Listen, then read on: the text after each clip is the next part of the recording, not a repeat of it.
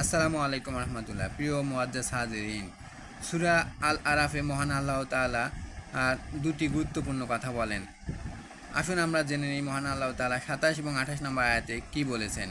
২৭ নম্বর আয়াতে আল্লাহ তাআলা বলেন, হে বনি আদম, শয়তান যেন তোমাদেরকে কোনো মন্দ কাজে লিপ্ত না করে, যেমন সে তোমাদের মাতা পিতাকে জান্নাত থেকে বের করে দিয়েছিল এমন অবস্থায় যে সে তাদেরকে বিবস্ত্র করে দিয়েছিল তাদের লজ্জাস্থান দেখানোর জন্য। সে এবং তার সাঙ্গপাঙ্গরা তোমাদেরকে এমনভাবে দেখে যে তোমরা তাদেরকে দেখতে পাও না।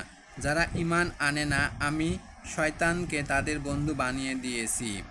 ২৮ নম্বর আয়াতে আল্লাহ তাআলা বলেন, যখন তারা কোনো অশ্লীল কাজ করে তখন তারা বলে, আমরা আমাদের বাপদাদাকে এরূপ করতে দেখেছি এবং আল্লাহও আমাদেরকে এই আদেশই দিয়েছেন। বলুন, আল্লাহ কখনো অশ্লীল কাজের আদেশ দেন না।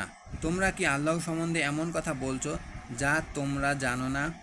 প্রিয় মুআজ্জাজ হাজিরিন ভাই ও বোনেরা, আমরা এই আয়াত থেকে স্পষ্টভাবে বুঝতে পারি আল্লাহ তাআলা কখনো অশ্লীল কাজের আদেশ প্রদান করেন না।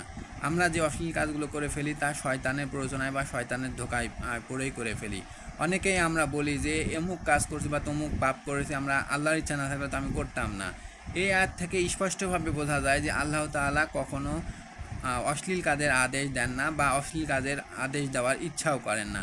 অশ্লীল কাজ বা পাপ কাজ যেগুলো হয়ে যায় তা শয়তানের প্ররোচনায় হয়ে যায়, যদিও মহান আল্লাহ তাআলার অগোচরে কোনো কিছুই ঘটে না। আল্লাহ তাআলা আমাদের সহিহ বুঝ দান করুক এবং শয়তানের ধোঁকা থেকে হেফাজত করুক। আমিন।